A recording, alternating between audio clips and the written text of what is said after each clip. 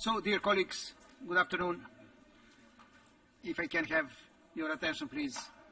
We are about to start the side event on the implementing 2020 World Program on Population and Housing Censuses. Allow me to introduce myself. My name is Srđan Mrkić. I am the Chief of Demographic Statistics at the UN Statistics Division. And it is one of the responsibility of the section. Of my section is monitoring the implementation of the 2020 World Program on Population and Housing Censuses. We do have really a very packed schedule. We are grateful that we have and appreciative that we have such a good interest in presenting for this traditional side event that usually happens usually on Tuesday, but this time around for this commission it was moved to Wednesday. Let me just go very fast through the proposed agenda. In the first 10 to 15 minutes, we will have the members on the International Coordination Committee on Censuses, which is a body that brings together UNFPA, the US Bureau of Census, the World Bank, and the UN Statistics Division together in order to avoid application and overlap in terms of implementation of the 2020 World Program. So we would like to report on what we've been doing in the past 1 year. We will have 5 minutes each just to make sure that you are up to the latest development from the point of view of the global support from the 2020 World Program. Then we will move to really the examples that we would like to showcase. The first one will be the use of tablets for data collection in Malawi's 2018 georeference census, and we will have Ms. Kanyuka, Commissioner of Statistics, to present a 10-minute presentation. Then we will have Mr. Roberto Luis Solinio Ramos, who is the senior researcher in the Instituto Brasileiro de Geografia and Estatística, IBGE, on paradata as data source for census data collection monitoring, Brazilian Census of Agriculture Use. After that, we will have a very short remarks on geo-enabled of statistics in the 2020 round and beyond, presented by Ms. Linda Peters from ESRI, followed by the 2 national presentations by Ms. Rosalinda Bautista, geo-enabled of statistics in the 2020 round and beyond from the Philippine Statistics Authority, and the role of geospatial data and geographic information system in a re-engineered decennial census, presented by Mr. Michael Radcliffe, Assistant Division Chief for Geographic Standards, Criteria, Research and Quality, Geography Division, U.S. Bureau of Census. So as you can see, really a lot we would like to showcase and to take good advantage of every single minute that we have in this hall.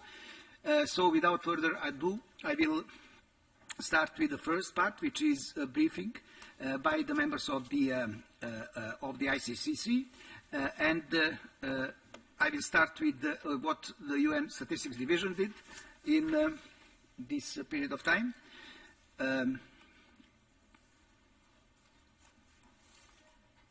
Provided I can initiate the presentation. Andrew? Andrew?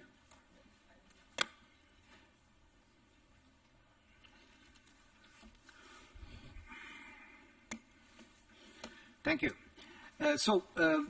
In very briefly, the overview of the 2020 World Program on Population and Housing Censuses.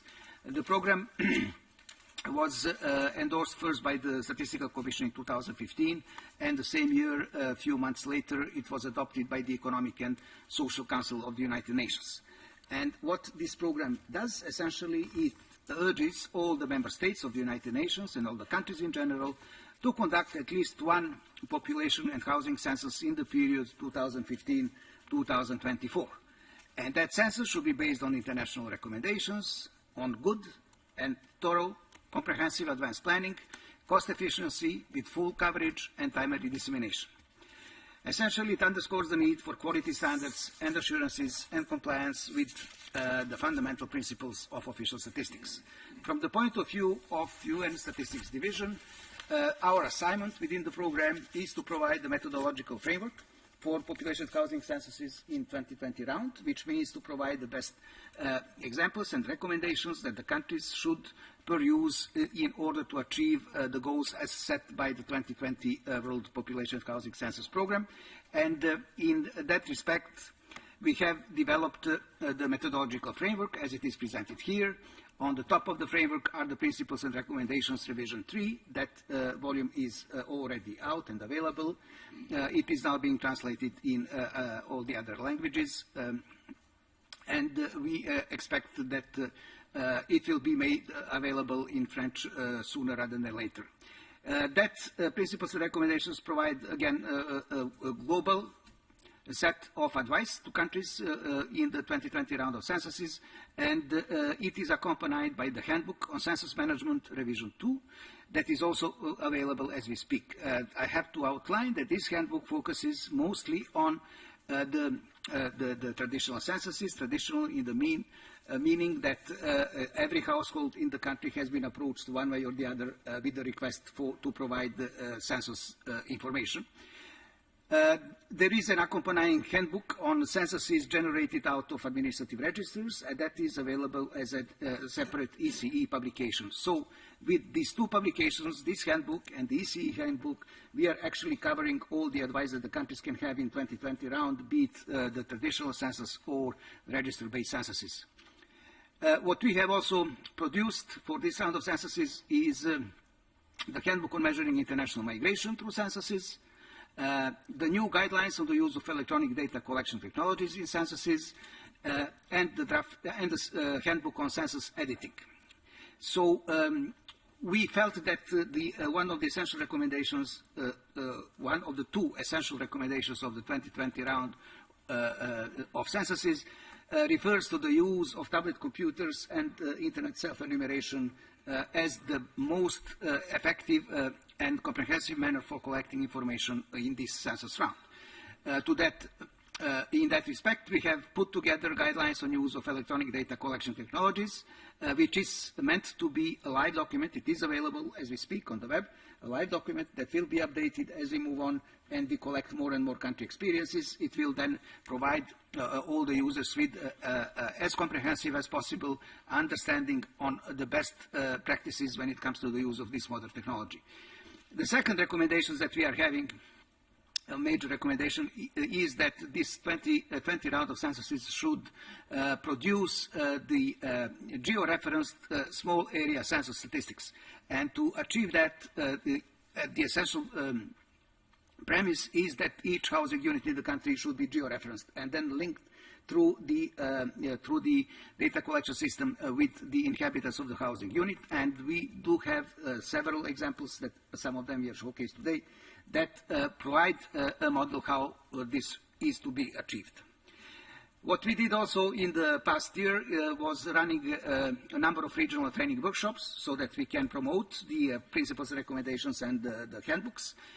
We did have the global technical meeting on the use of electronic data collection.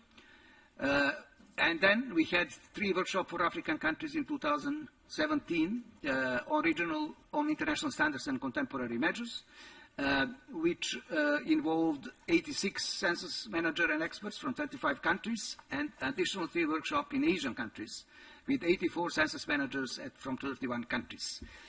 And also, we did conduct 5 regional workshops on the use of electronic data collection technology in all of our respective regional commissions. So we will try really to cover all the regions of the world to make sure that these messages that we are trying to convey are well heard and adhered to.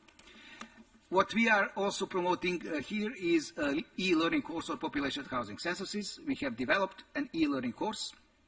This is the beta version that you have in front of you. This course will be interactive, of course, so it will make it possible for different levels of professionals to find their way around the international standards and methodologies for population housing censuses. It has, I will not go into details because really we are very short of time. I will just say that it has 4 clusters, basic principles and methodologies. This is the principles and recommendations. Then cluster B is, or course B is population topics. So we go with the population and all the topics that are covered there. And then we have housing topics and a separate course on census planning, designing, and management. We felt it is necessary, given the fact that we have very peculiar issues depending on what the country decides to use as a major data collection technology. So this is how they look when you move on. So when you click for course A, for example, you will have all of those sub-courses. Each course has follow-up questions. It has also examples, it's got country examples, and provide, as I said, as comprehensive as possible, a presentation of international standards and national practices. And we have, for each of these courses, you have different topics. So this one is specifically on all the different core topics as per the principles and recommendations. This is housing census topics, also a very important issue. And finally, the course on training and management. So we will be finalizing this e-learning course very shortly. It will be available hopefully within the next 4 weeks or so. And we will then send an email to all of our counterparts in countries and encourage them to use the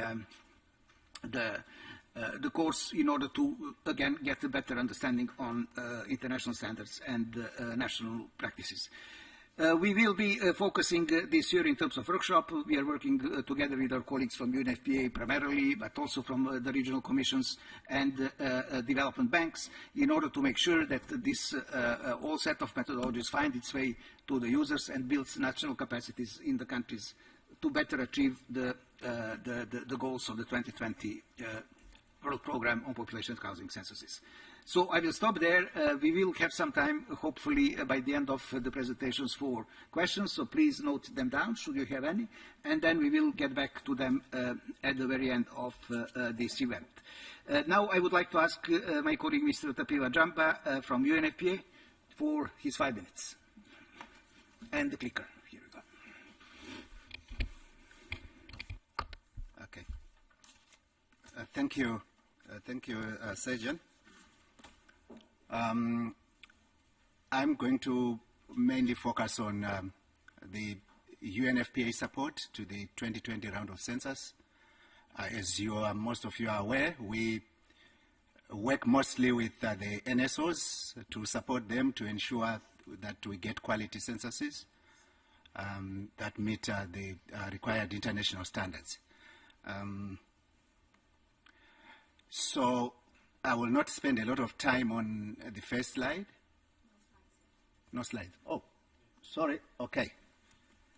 All right. Thank you. So my first slide touches on just the context of our support. Why are we worried about the censuses, and we want to ensure quality censuses that meet international standards? There are a number of reasons for that. We know, going through the list of the SDG indicators, you can tell 98 of them require some kind of population data to be able to be calculated. And most of that data comes from the census. We also know that because the censuses cover everybody in the country, it's a good source of data to ensure that no one is left behind, to account for everyone. And also we know that censuses are important in the broader national data ecosystems. They help, or they are a bedrock for the development of stronger national data systems. And in any case, in a lot of the countries, the census is really the main source of population data. So our goal is to strengthen a national capacity to collect, process, disseminate georeference census data. That's one. But also, we would like to ensure that the census data is fully utilized. So our capacity building also focuses strongly on the utilization of the census data to meet the data needs at national level, but also even at global level. So in terms of what UNFPA support focuses on, first, I think as already alluded to by Sergeant,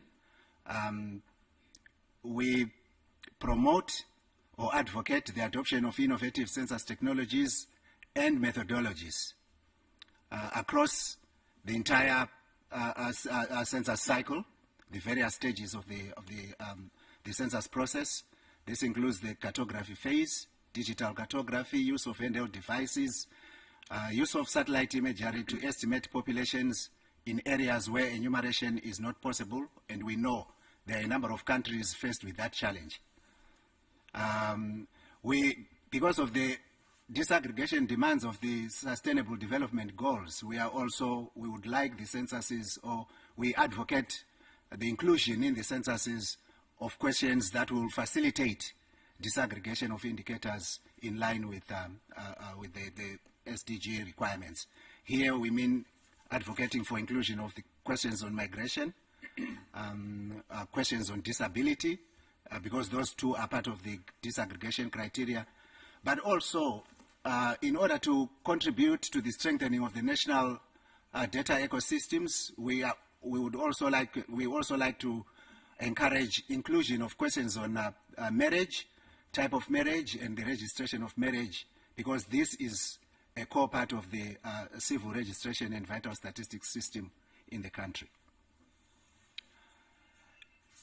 In terms of also of the what, the focus is also on the greater use of the census data through a number of approaches, one being the integration of census data with other data that is already existing in the country.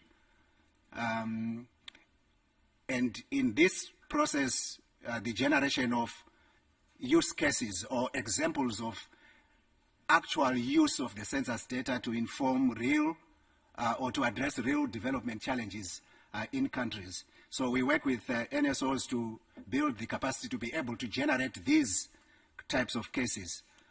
We are also looking at the general generation of demographic intelligence from census data. So we are looking beyond the display of numbers, but to get what is behind those numbers and what it means in terms of influencing development processes. Some of these include subnational projections. We look at the use of census for small area estimation, but also even simple mapping undertakings can make a big difference in bringing to the attention of the decision makers real issues underlying some of the development challenges. We are also looking at strengthening the national capacity for wider dissemination of census data. If we want people to use the census data, we need to ensure that they have access to this data, and there are various ways of achieving that. Okay, now I will just, this is like almost my last slide. I just wanted to touch a little bit on how we roll out our support, or how we undertake this capacity strengthening. We have a variety of approaches. One of the basic approaches is the regional capacity strengthening workshops, which we hold mostly in partnership with the regional economic commissions. In 2018, we had two such workshops, one in West and Central Africa and another in Asia Pacific, with a total of about 40 countries that attended and benefited from this capacity strengthening. And in 2019, we have the Arab states coming next week. And then the last week of March, we have East and Southern Africa. And in early April, we will be with the Caribbean community. So we have these every year, and moving from one region to the other and focusing on particular topics as demanded by the NSOs in the region. We then have our regular technical assistance through census technical advisors, and we have added to that now in most countries the GIS experts, because most countries are modernizing the census undertakings. We also have ongoing support that we provide with operational support in terms of procurements. In a number of countries, we help with the procurement of the gadgets that they use for the census exercise. We also help with management of funding in many other places where we get donor support. We are also promoting and brokering south-to-south cooperation between countries, whether it is in this form of study tours or dedicated technical cooperation where someone from an NSO goes to sit with in another country to help them with particular challenges.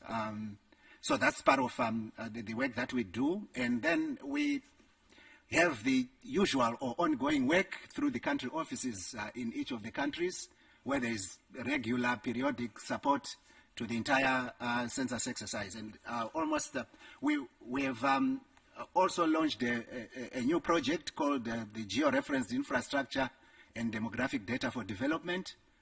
Currently, we have work ongoing in 5 countries, mostly in sub-Saharan Africa, but we are rolling this project out to other countries to strengthen the generation and use of this georeferenced data from census, but also integrated with other infrastructure data, road systems, health facilities, education, and the like. And then we also have we are working on a population data platform, which we call the UNFPA Population Data Platform. It's still in design phase, but we hope to launch it before the end of the year. It's a platform that will support the dissemination of census data. If you like, part of that will involve the modernization of the red datum system that many of the countries are using, and we will do that in partnership with CELADE. How did I do on time? Thank you. Very good, very good. Thank you very much. Thank you. Right on time, almost. Thank you very much for this comprehensive, I would say, presentation of what UNFPA intends to do this year, and we are sure that this is of interest to many countries present here. Let's move to Mr. Oliver Fisher from the U.S. Census Bureau. Mr. Fisher is Assistant Division Chief, International Programs Population Division, and U.S. Census Bureau is a member of the ICCC. Oliver, please. Thank you, Chair. Today, I want to brief you on the support that the Census Bureau's international programs more generally will provide around the 2020 global population and census round. So the Census Bureau's international programs is a team of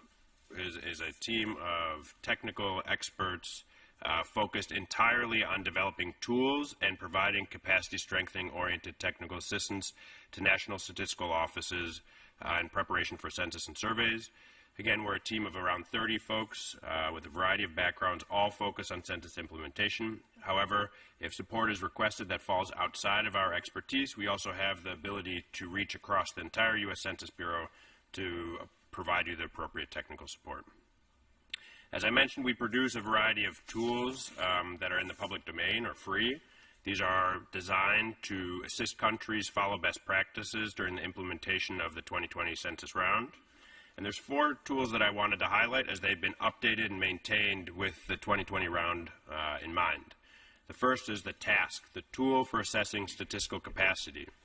This tool measures the technical and managerial capabilities of a national statistical office in preparation for an upcoming census.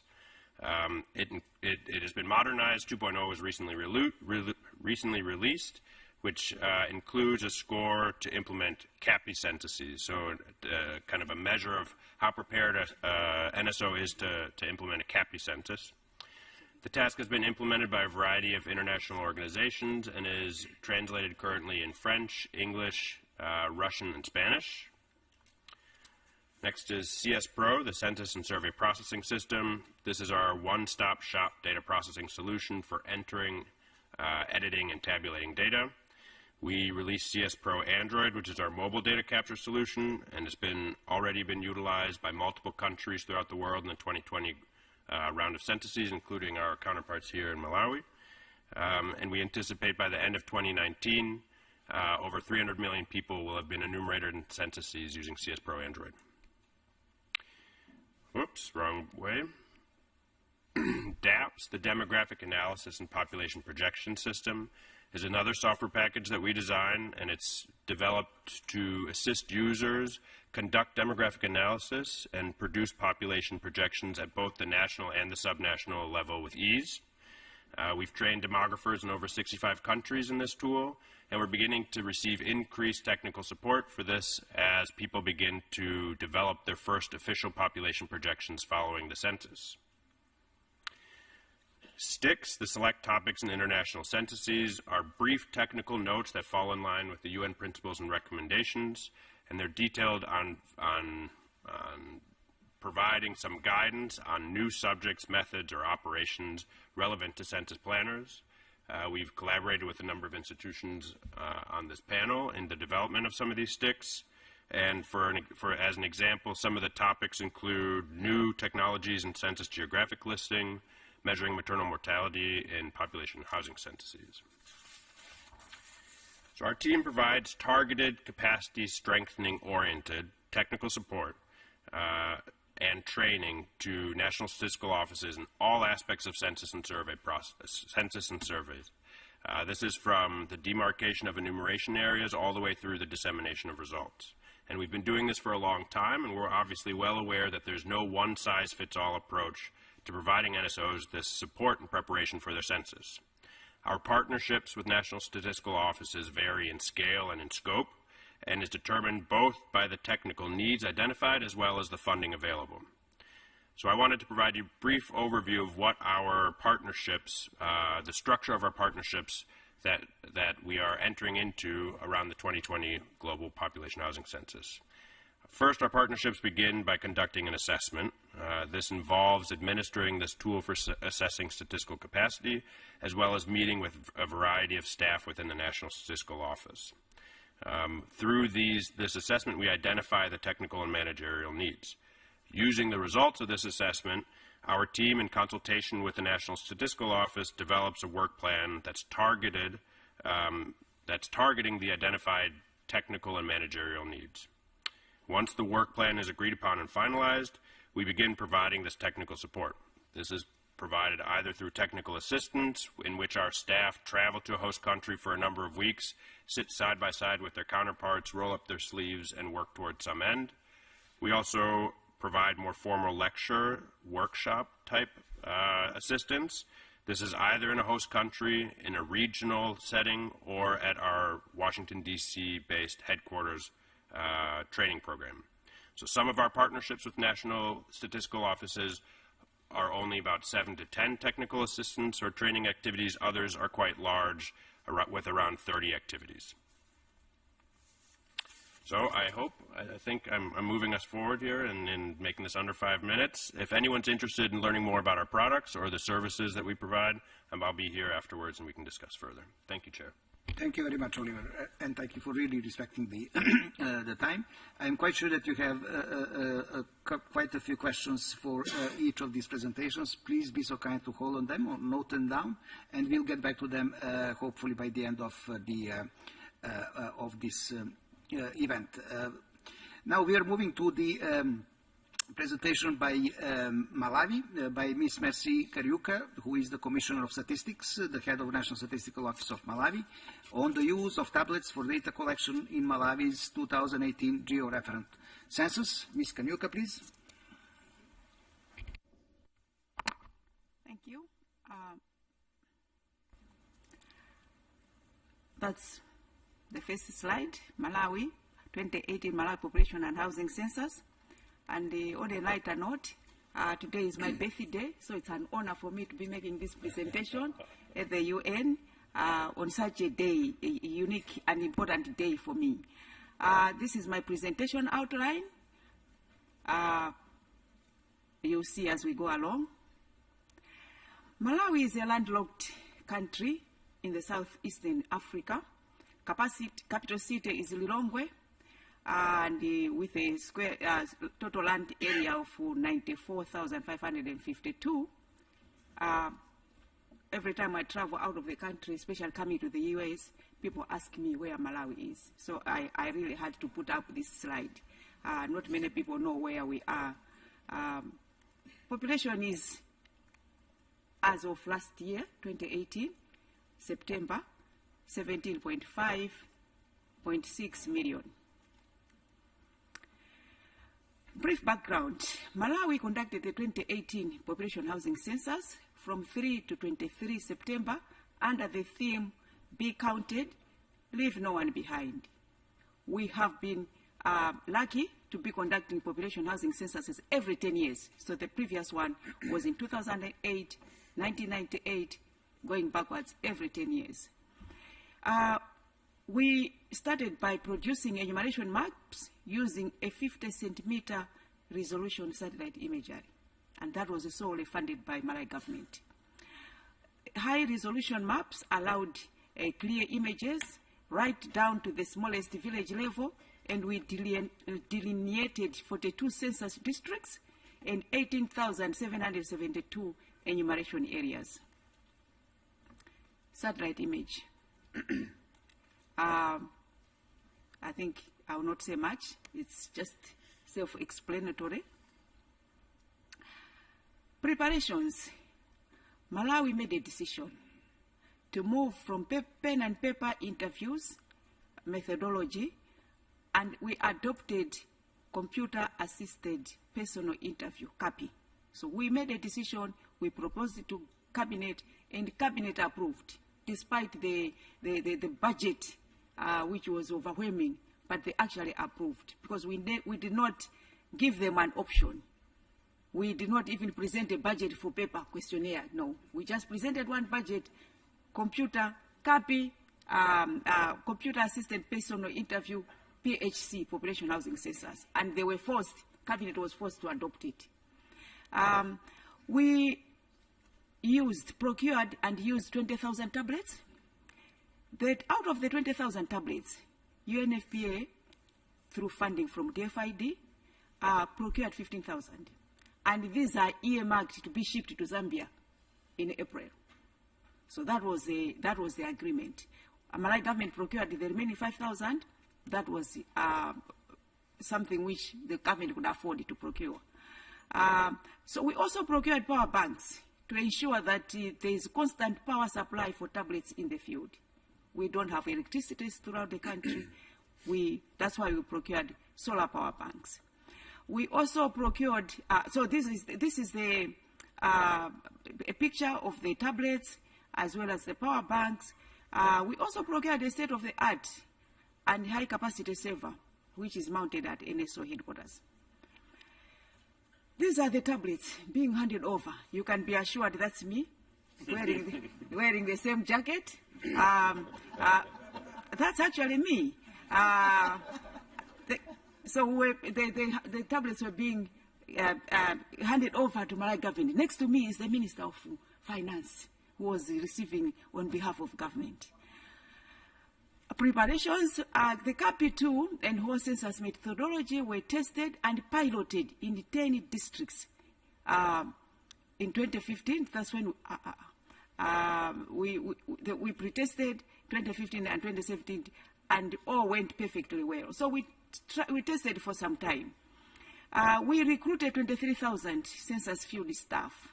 34% were female, 66% male. And we had them at different levels. District supervisors, control center supervisors, enumerators, and 90% of field staff were young. It was by design. These people had to quickly go through tablets, maneuver and through the tablets, and my age and older than me, it would be very problematic. So we decided to employ young people. Enumerators were youthful and energetic. They also had to be traveling from house to house, going through steep slopes and so on. So we made sure that these were young men and women. Training was conducted at 3 levels. We started with district supervisors, then control center supervisors, and finally enumerators at different days. The others were supposed to train others. That's why they were trained for 12 days. Training sessions were on tablet usage, software functionality, and logistics, as well as the actual questionnaire, because these were temporary workers, so we had to also train them on the actual questionnaire. We trained 133 journalists, 38% female, 62% male, on census aspects and census reporting, because we really wanted them to publicize the census. We developed 2018 PHC logo, which was used throughout all the census materials, as part of Census branding and marking. That was the Census logo for Malawi. We officially launched the 2018 PHC Publicity and Countdown, and this is the same Minister of Finance and Economic Planning and Development, and we engaged school pupils, secondary school students, and chiefs. So that's me raising my hand with the chiefs on the other one, and the other slide is me and the pupils. These are primary school pupils, and the lady there is their teacher. This is my president. He had to make a statement. He actually accepted to do this for us. Publicity, it helped a lot. Some of you may not know him. This is Professor Arthur Peter Mutarika. Implementation. Malawi's 2018 PHC was conducted from 3 to 23rd September. The CAPI enabled collection of geocodes at household level. Enumerators were transferring data to supervisors via Bluetooth because the whole country is not on mobile. The mobile network is not covered throughout the country. So we had to devise this idea, this methodology of transferring data to supervisors via Bluetooth. So it was actually the supervisors who were transferring data to the central server using mobile internet through VPN, virtual private network. This was actually dedicated just for the census. The preliminary results were ready for release by mid-December 2018, and the population of Malawi is 17.6 million, from 13.1 million in 2008. We aim to release the final results in April in 2019. We are now doing the tabulations. We've finished data cleaning. This is almost 6 months after enumeration, and to me, this is a record. We aim to release the final results in April. We plan to produce thematic reports and so on. Partnerships, I'll quickly go through this. Malawi government contributed about 55% of the total budget. We had DFID, USID, UN Family, Norway, GIZ, Iceland, and then the Standard Bank, and all this was coordinated by UNFPA. The US Census Bureau provided technical assistance in development of CAPI, data collection and quality control system, installing CS Pro, questionnaire and program, and it continues to support data editing, tabulation, and analysis. Lessons learned, my final slide. The use of digital sensors proved to be real-time and cost-effective. CAPI effectively cut out labor-intensive process of data entry, leading to cost and time savings. Timetable for publication of preliminary results was halved. Time for releasing final results report has been reduced by about 6 months, if not more. Data transfer to NSO central office was instant. Thank you. Thank you very much. Thank you very much, and congratulations for the job fantastically done. We are really glad to learn from your experience and then to showcase it to the other countries as well. Thank you very much. We are moving to Mr. Roberto Luis Olinto Ramos, who is the senior researcher in IBGE Brazil on paradata as data source for census data collection monitoring, Brazilian Census of Agricultural Case. Please go ahead. Thank you, Mr. Chairman. The presentation is about our last experience in working with digital systems in our census. Brazil has a very long experience in digitalizations. In the last 20 years, we had the 2010 census completely digitalized, and since then, all our surveys are basically digitalized, no more papers. And we work usually with devices, tablets, or mobile phones, or telephone assistants. We have the idea basically is more and more move to this kind of tools and of electronic questionnaires through internet. But we did in the last census, in the agricultural census, the first experience we getting paradatas from our collecting. The idea is to improve our quality control. It's important more and more when you have a lot of people in the field develop means to control how they are filling the questionnaires. We have basically two issues: inaccurate or fraudulent captured data. That's what we have to control. And also, we are responsible for questionnaire microdata, was the most common data source used for quality control. You have to release microdata with the best quality possible. The CAPA method, the CAP method, generates a lot of side data, we call paradata, that may be used for quality purpose or for others kind of information you can get. Not statistical, but there's a lot of other information. We are an institute with geoscience and statistics integrated in two different directories in the same institute. They use georeference data since the last census, 2010, with the headhunters. Now, with the high storage capacity, we can enable the acquisition and storage of the data. We can increase more and more. And one of the problems was to download maps with this capacity of storage. We can download the maps, very good resolutions. Another point that about paradata, it's no extra effort for enumerators. It's truly, usually the enumerator, they do not know they are being controlled through paradata. It's an important issue. Do not tell them they are controlled in this kind of tool. We use it in the census. A small idea, we use in the agricultural census 5 million questionnaires. We are moving to the population for 70 millions.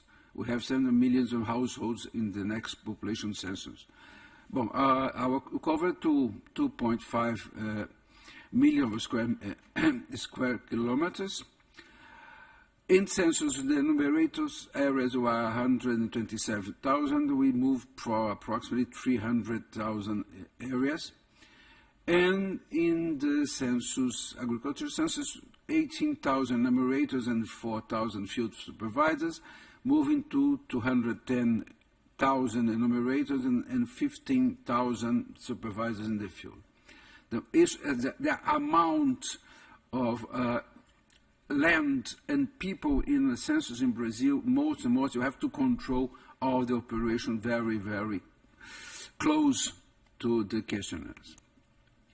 What's the idea? This is the idea of the Brazilian census. We worked, it's probably impossible to read, but important, the paradata generation on the right side is you establish, we start the paradata generation in the tracking and the address confirmation and the questionnaire. It's just in the moment of the cycle you need to have your system of paradata generation working. Collected. We can collect geocoordinates, enumerative tracking at each 16 meters of displacement. We have control. This is our steps of control. We also keep the geocoordinates during the questionnaire completion. Each 2 minutes we can register how the enumerator are working. About the enumerator behavior, when they press next or back in the device, start working the systems, behind or end each interview, time taken to answer each question, answers modifications, a questionnaire reopen. This, we control all these behaviors from the enumerators. We got 800 million GPS tracking coordinates, 90 million GPS questionnaire coordinates, and 2 billion of registers for enumerator actions. This is a basic database you can criticize and analyze after the census. Use.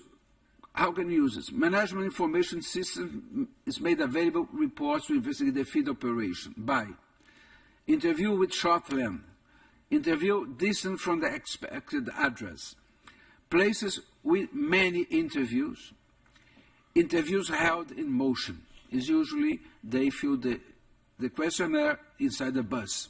That's the trouble. This is the tracking. We using this paradata, we could track. You used to call inside rural ways. We have all the ways, roads, tracks, everything the enumerators did during the census. As you see in the imagine, you can see the movement. The yellow dot is rural information, rural property, and you can see exactly how they move. You can imagine if they move twice or 3 times to do the same way, we have each track, you have residents in our database. You can see how we move and go to one or other property, and if the pass without what property without go there, we can control it and send it back. Interview held in motion. We can look, it's the same number as 11. All this is the same enumerator with the same questionnaire filling up during the movement, his movement. Of course, we have some trouble here. Also, the 2 issues is we always think we have just a trouble in the questionnaire, not a fraud, but the second option is a fraud. It's important to trust in our people.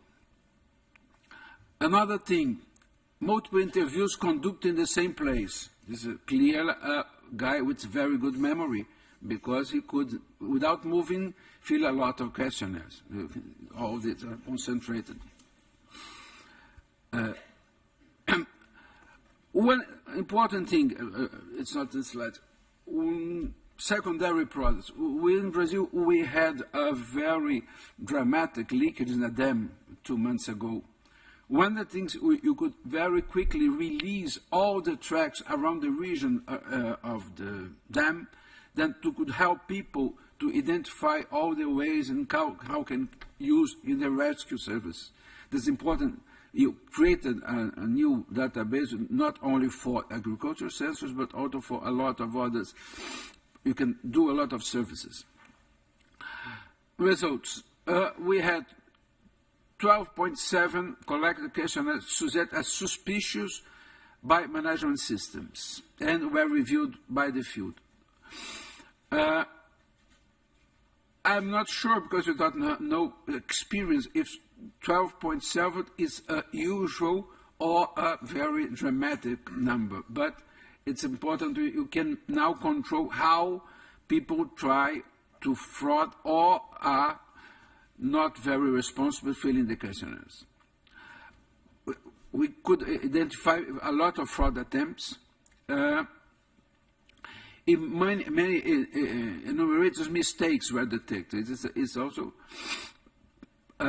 we could go so deep identifying problems in enumerators' mistakes. Now we really can look a questionnaire very, very carefully, very deep inside all the answers.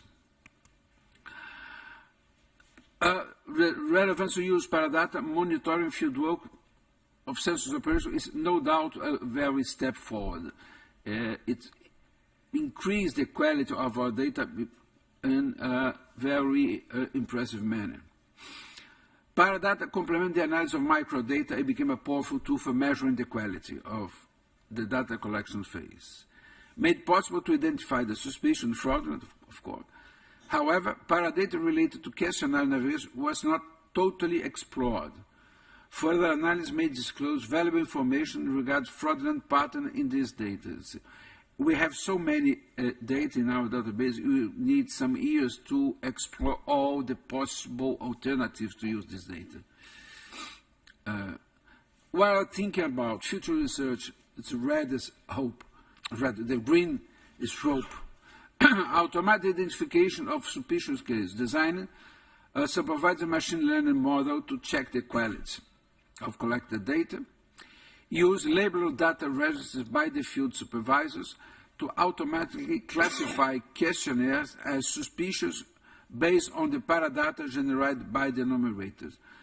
We really would like to, inside the device, you could have a system based on the paradata, make the critics of the questionnaires in the field. When we are filling the questionnaire, the system could start analyzing, identify the fraud or a mistake. It's not, it will not be necessary to send the questionnaire for our main office and send it back with the critics. Thank you very much.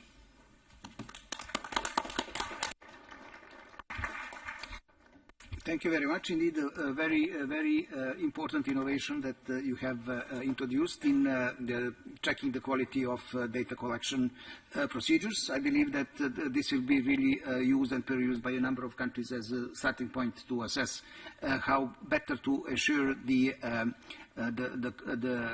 managing of the enumerators on the field. We are now moving to this side of the table, and we will start with Linda, with the very short remarks on geo-enabled of statistics in the 2020 round and beyond. Ms. Linda Peters, ESRI, please, you have the floor. Thank you, and the clicker too, I might borrow. Oh, yes, of course.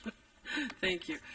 So again, I'm Linda Peters with ESRI, and I'm really pleased to be here to participate in this really important session on 2020 census. I'm looking for slides. Okay, go ahead. So I wanted just to talk a little bit about how we see GIS being used in official statistics. In the past, I think all of us considered the base map, the map that we needed to go out and do our enumeration. But there's so much more that we can be doing, and you've heard some really great examples of that here today already. I mean, looking at the satellite imagery being used, looking at the paradata being mapped by Brazil.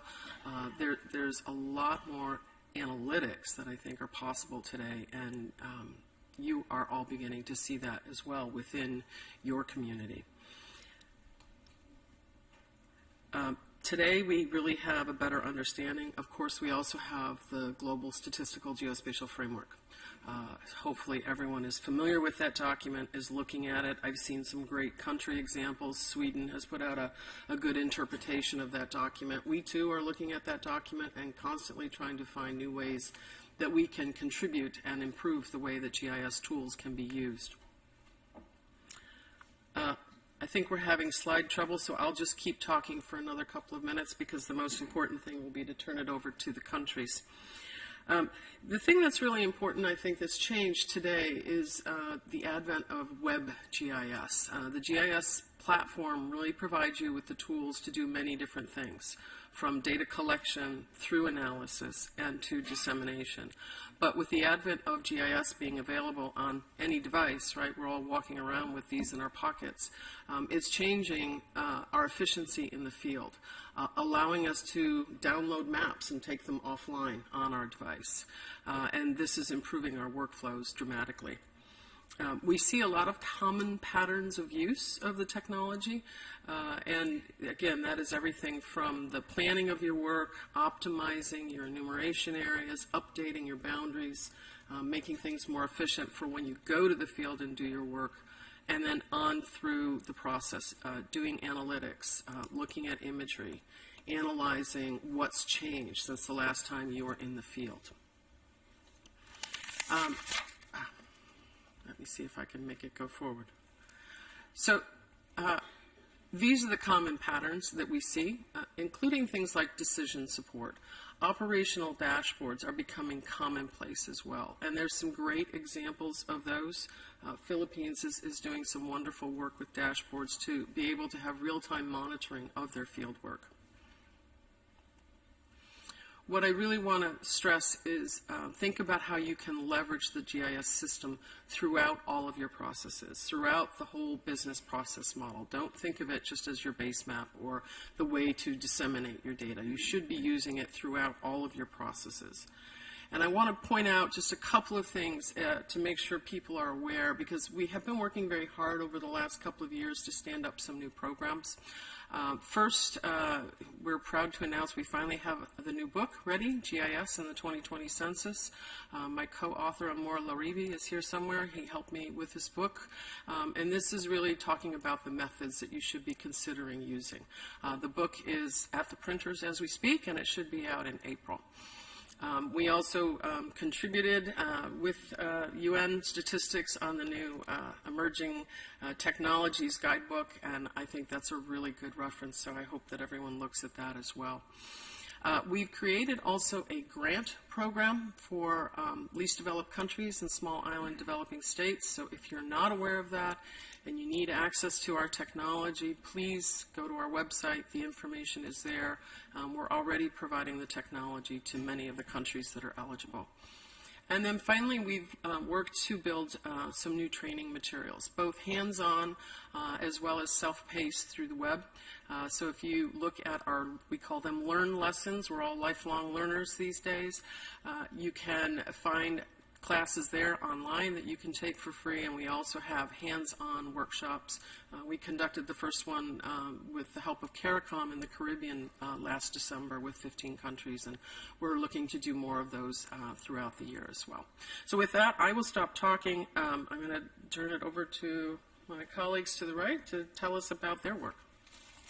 Thank you very much. Thank you, Linda, for this introduction on the marriage between statistics and geospatial information. And we are now moving to the country examples. First, we will hear from the Philippines on enablement of statistics in the 2020 round and beyond, presented by Ms. Rosalinda Bautista, Deputy National Statistician, Philippines Statistics Authority. Please, you have the floor. Thank you. Good afternoon. Also waiting for the slides. Okay, the outline of my presentation, I'll be discussing a brief introduction, the GIS-based census operation, the 5-year program, the 5-year rolling program to enhance the digitized census maps, the geotagging of buildings, the 2020 census CPH workflow using GIS technology, beyond 2020, the 5-year rolling program to expand application of the GIS-based technology, and the ways forward. Okay. As an introduction, the Philippine Statistics Authority, or the PSA, is mandated by law to carry out nationwide survey and censuses. The censuses are regularly conducted by the PSA are the following. The Census of Population and Housing aims to gather basic information on demographic, socioeconomic characteristics. I think everybody knows about that. Then, so let me skip. And then we will also do the Census of Agriculture and Fisheries, which aims towards the collection and compilation of basic information on the agriculture and fisheries sector of the country. The CAF is being conducted every 10 years, and the next agricultural census will be conducted in 2023. And then, as if we lack censuses, so we are doing another census, which is the Census of Philippine Business and Industry, which aims to collect and generate information on the level, structure, and trends of economic activities of the Philippines. And this is being conducted every 6 years. And the next industry-based census will be conducted this year, 2019. Okay. The previous censuses of the PSA were conducted using paper and pencil, personal interviewing, or PAPI. And PAPI is the traditional method in which an enumerator fills in a paper form or questionnaire. And this method does not require expertise in information technology, particularly during the enumeration phase. However, it still requires IT expertise since paper interview responses are captured and processed using IT system. At present, the PSA is investing on modern data collection technology and have used the following, used copy in the following data collection. The 2015 Global Adult Tobacco Survey, the survey on retail prices for generation of CPI and other price indices, the Labor Force Survey, the 2017 National Demographic and Health Survey, and the 2017 listing of farm households.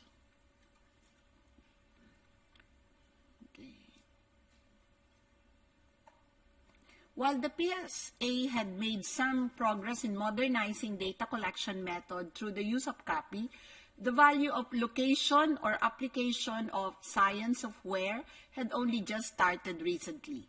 Not long ago, in 2016, the Environmental System Research Institute, or ESRI, introduced the potential applications of modern geographic information systems platform in the statistical business processes of the PSA, including that of sample surveys, censuses, and administrative-based data collection. The modern application of GIS allows integration of statistical and geospatial information, maximizing the usefulness of collected data in communicating statistical results with dynamic geographic details. This presentation aims to introduce map-based or location-based conduct of census operation. The presentation focuses mainly on the application of GIS-based platform in the conduct of the 2020 Census of Population. The integration of statistical or census information and the geospatial information aims to create geodatabase that can be used to render spatial analysis from the census results and to facilitate intelligent data visualization and geospatial analytics. This presentation also attempts to present methods and procedures in implementing the conduct of the map-based census operation intended specifically for the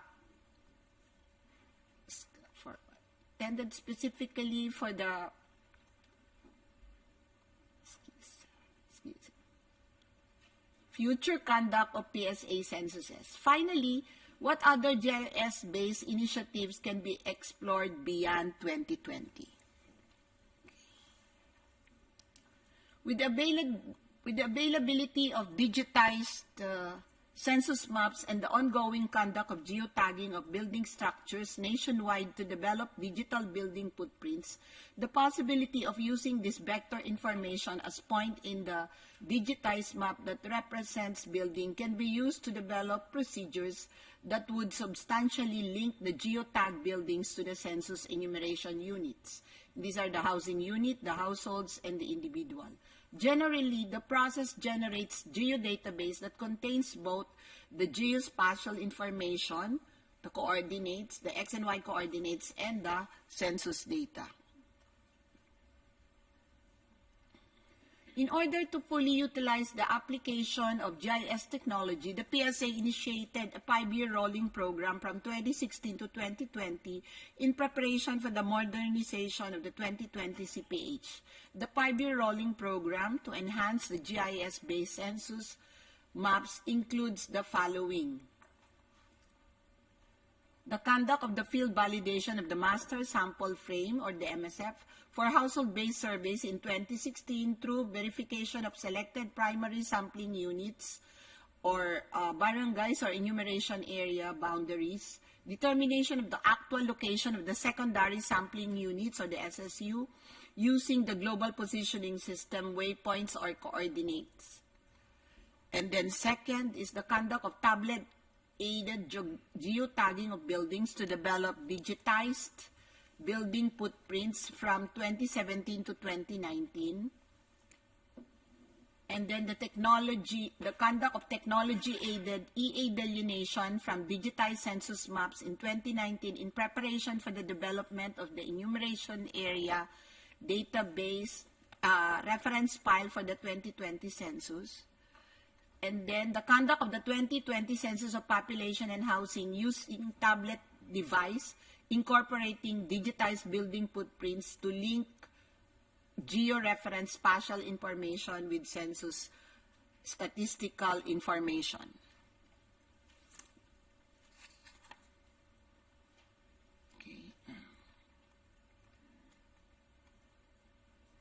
The GIS-based platform for the 2020 census workflow introduced for the first time a map-based or location-based census operation with real-time progress monitoring using GIS-based operation dashboard. The platform, as illustrated on screen, presented an end-to-end GIS solution from pre-enumeration to actual conduct of census operation and up to dissemination of the results. The integration of GIS technology in the conduct of census can facilitate the application of spatial analysis and intelligent data visualization using dynamic maps. This integration of geospatial and census statistical information can lead to the full modernization of statistical business processes for the PSA. As part of the enumeration activities, the geotagging of building structure is one of the major requirements to be attained in order to execute the map-based census. In 2017, the preparation for the conduct of the 2020 census, the geotagging of building, was initiated, hiring a total of 608 map data collectors and 151 map data screeners to cover around 24,853 enumeration areas. In 2018, more areas are added, extending to about 31,000 EAs more. And the 2018 geotagging of buildings hired a total of 606 map data collectors and 146 map data screeners. For 2019, the geotagging activity is targeted to be completed, covering all remaining EAs, amounting to more than 37,000 enumeration areas in the country. The geotagging process illustrated on the screen involves the creation of vector data by marking or tagging building structures as points in the digitized census maps as picture map layer and simultaneously integrating attributes such as address of the building, building type, number of floors, among others, and attaches the statistical information. So let me just go quickly over the different, so these are samples of the geotag used. And then beyond 2020, the geotag points in digital building can be used to develop map-based sampling frame or geo-enabled master sample. And then with this occurrence, the cannot be located sample households will be substantially reduced because in a map-based sampling frame, the sampling housing units can now be easily identified.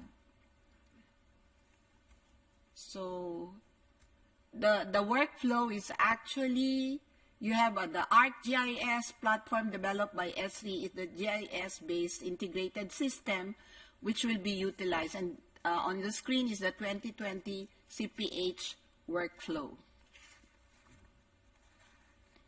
So let me skip the steps being shown and go to the end.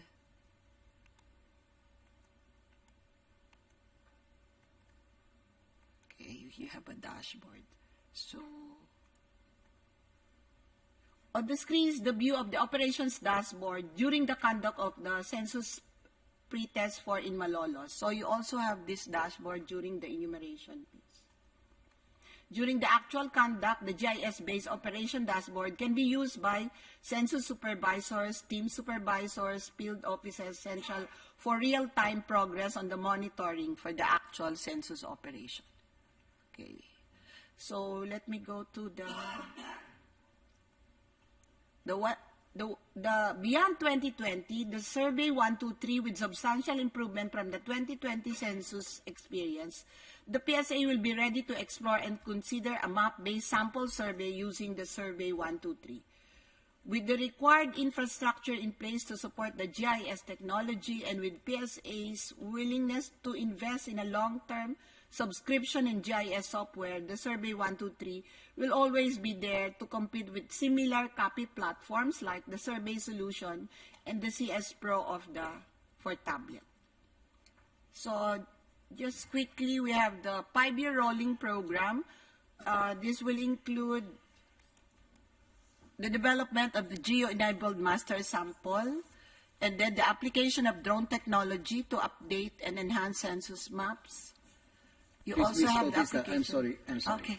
We are running really out of time. I'm sorry to interrupt. That's okay. Let me just emphasize that all of these presentations will be made available on our website for this event. And then you can go through those at your own leisure, and then you know who the presenters were, and then you can approach them and ask for more elaboration. We are moving to the role of geospatial data and geographic information system in a re-engineered decennial census by Michael Radcliffe, U.S. Census Bureau. Michael, you have the floor, please. Thank you. For the sake of time, I'll just move straight to one of the, when the slide comes up. We've been using geospatial data as part of our re-engineered census in a variety of areas. I'm going to focus, I think for the sake of time, I'll focus on re-engineered address canvassing, where we are validating the address list in advance of the 2020 census, moving away from an entirely field-based validation exercise, which was the case in previous censuses, to using imagery and other data sources to maximize as much of that work as we can in the office, and then identify the smaller areas of the country where we actually do need to go out into the field. Our two primary sources, or our primary source of addresses, is our Postal Service's delivery sequence file. This is the file that basically provides each address in the order in which the carrier delivers. So it's a carrier route, so it's each address that the Postal Service is delivering to. We've been working with our Postal Service for the past 20 years to receive their file. We process it every 6 months, and you can see the numbers of millions of addresses that we've received from that file. This decade, as part of our continuous operation of updating and maintaining our list, we've also been working with our local governments. There's 40,000 local governments in the United States. They are the entities responsible for assigning addresses to houses. So we've been acquiring files from them. 106.7 million addresses acquired since 2012. 99.5% of those matched to addresses that we had in our address list. When we think about the addressing, the assignment of addresses in this country, this makes sense. If we're using the Postal Service files, they receive their addresses from the local governments, augmented by their own field work from the carriers, and so it's no surprise that we had extremely high match rates.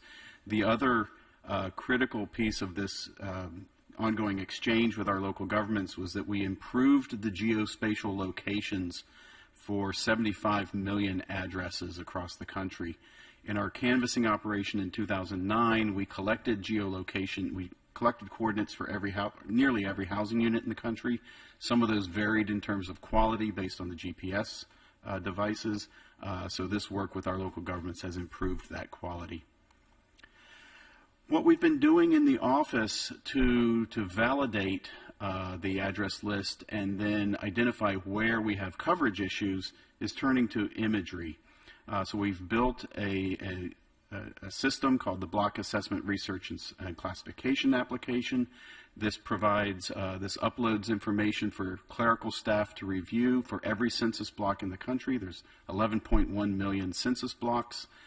So when the clerk sits down at their workstation, the block assignment appears on the screen. The imagery associated with that block assignment appears, and both the vintage imagery from around 2009, 2010, so that's our baseline that we're looking back to, and then the current image, and that has been generally as current as the last few weeks prior to the work occurring in the office.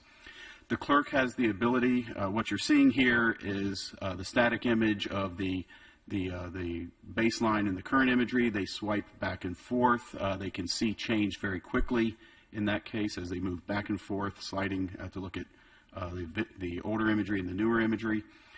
They can place pins on the map to indicate over coverage or under coverage. In the lower left hand of the screen, you see a small box there. That contains the count of addresses that are in our master address file for that census block. So they can compare the number of rooftops that they see in the current image to the number of addresses that are in the address list, and identify any coverage issues. If we are lacking in addresses, if there's more houses in the image than we have counts in the address list, there's undercoverage. They can assign a PIN that's calibrated to the amount of undercoverage. So small, medium, or large. Small equal 1, medium is 2 to 9 missing units, large is 10 or more. Same thing for overcoverage. They can also indicate whether there is additional room for growth within the block. So if there's open space that's available for future development, they can indicate that. In this image, we're seeing that just about every space on the ground has been built, so they can also identify that the block has been built out. There's no more room for development under the current contexts. So that's all useful in analysis. This information is then collected as they place the information on the map. It's then collected in a database that we use to track information and then analyze, and we can then map the distributions of areas where we are more stable, more complete, have good coverage. That's the map on the left. The darker the blue, the higher the percentage of housing units or housing units in blocks where we have good complete coverage. The map on the right is showing us just the opposite picture. The darker the green, the bigger, the more housing units where we have a coverage issue. So what these maps are showing us is basically where we will be conducting the bulk of our field activities this summer to complete that canvassing operation, mostly in the southeast of the United States. Looking ahead to the future, we are looking at ways that we can automate this change detection process, move it from a clerical process to an automated process using imagery, using LiDAR, and then constructing building footprints, and then comparing that information back to what we have in our database. I will just give one more example and then finish the presentation on this.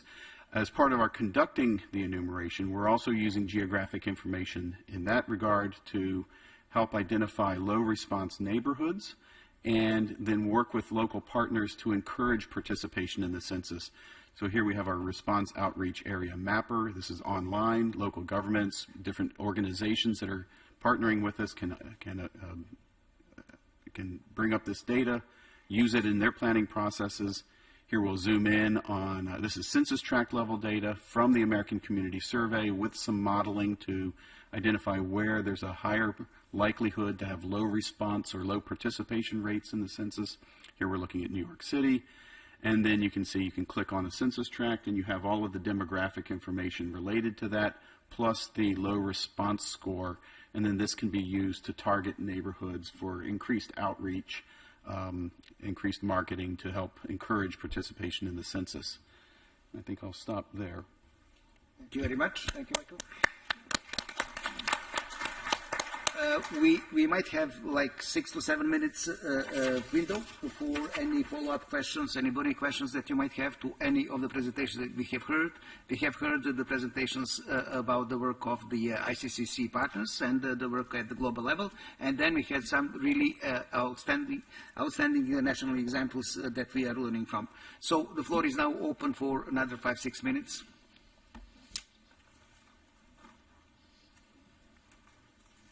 Yes, please. Just put the microphone on and introduce yourself. Be so kind.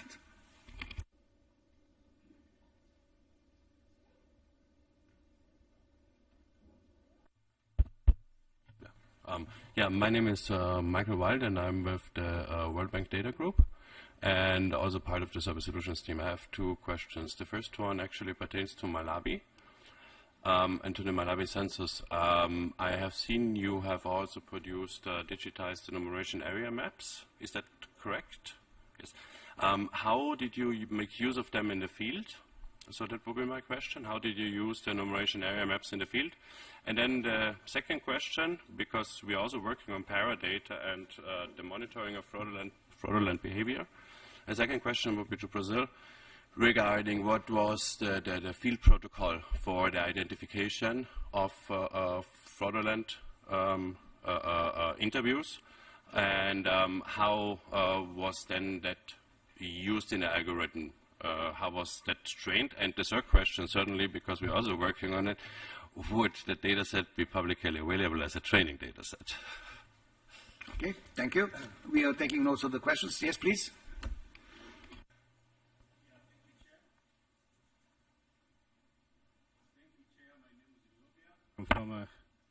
I'm from Tanzania. It's a comment or an advice to UNFPA. We are having our census in 2022, and we, like Malawi, we have also decided that we are going to do digital data collection. But we have come to realize that the initial investment, especially in the purchase of tablets, is very, very expensive for a country of about 65 million people. And I'm pleased that the tablets that were used in Malawi will be shipped to Zambia. I was hoping that the UNFPA could also organize the same arrangement. They may be from Zambia or from Kenya. They can also be shipped to Tanzania. Thank you. Thank you very much. A very welcome initiative, I'm sure. We can take another one, and that will be the final, please. Thank you very much. My name is Mguni. I'm from Statistics Botswana. Just a question for Brazil. You indicated that in terms of this paradata, you do not inform the enumerators that you are collecting this data. I was wondering why that would be the case, because I would have thought they would be more careful if they knew that they would be monitored. And secondly, why wait for these mistakes to happen when their supervisors are receiving this information for immediate response to the enumerator? Thank you. Thank you. Please, and that's really the last.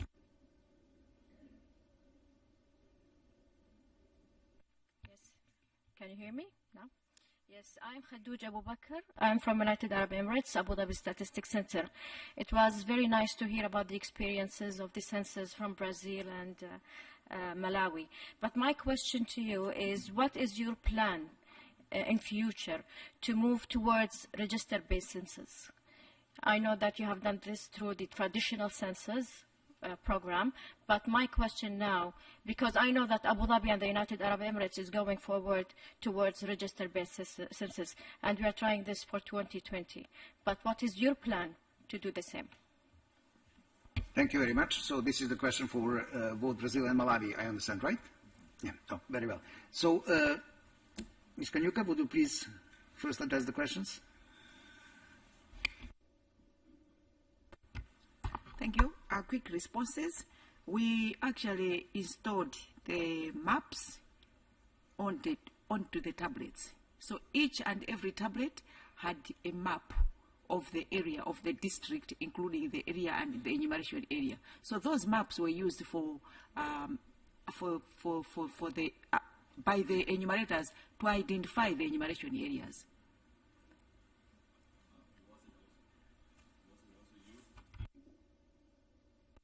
Was it also used inside the questionnaire? For example, was the questionnaire limited to this area, or could they only look on the map in a different application?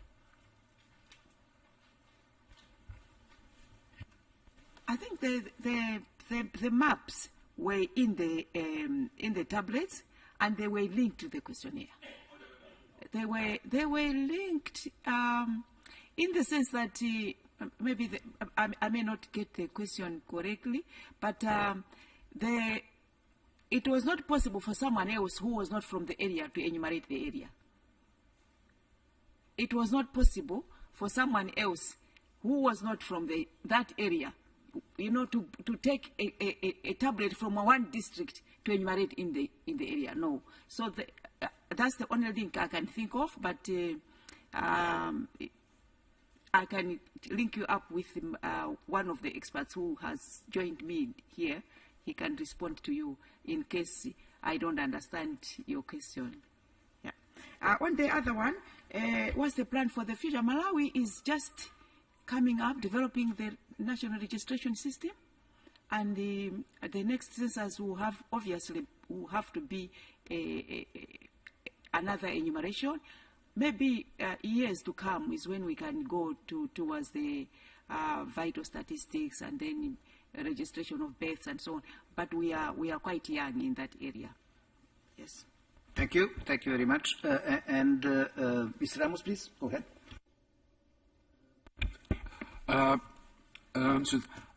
As we were the first census, we are using paradata. The idea is if you give to the enumerators the information, you take more care about that. But you need the first experience to see exactly how they behave, not knowing what we are controlling them. In the future, we can, not in the future, all the enumerators in the countries already know we can control them. But the idea was to first attempt see exactly the 12% of fraud or mistakes you got. Then, one point is about the control, talking about the maps. One thing we do in Brazil is not only control the paradata, but each enumerator, he has in the device the maps. It's the most difficult thing to put the download. You need a lot of storage. But how you have geoprocessing, the enumerator, he can follow his position during all the time, and he can control exactly the way they're doing, and they can keep himself or herself inside the census sector. He can move to cross borders to another census. This is one. We did it in the past. It's working very well because in the device, each enumerator follows exactly where he is, what he is doing. Another question, I can give all the details, but I can give you the name of the director of IT, and there's some real details. Thank you very much. Thank you very much to all. Let me also express appreciation for our interregional advisor, Ms. Mariam Demirci, and our colleagues, Mr. Seifet Adesse and Mr. Andrew Smith, for helping us run this event. I thank sincerely to all the presenters. I'm really thrilled that we have made it with somewhat not such substantial delay. And I hope that we will have, as we move on through the Commission, have the opportunity to talk much more tete-a-tete with each other and get more information. Again, all the presentations will be uploaded this afternoon. They will be available, and therefore we would like to continue this discussion as we move on. Another point that I would like to make and close is that we will have another event related to the discussion about the use of grid and the use of merging geospatial information with statistical information this evening. The event will be on the methodology for delineation of urban and rural areas. It takes place at 6:15 after the close of the Commission. With this, thank you all very much, and a round of applause for our presenters. Thank you.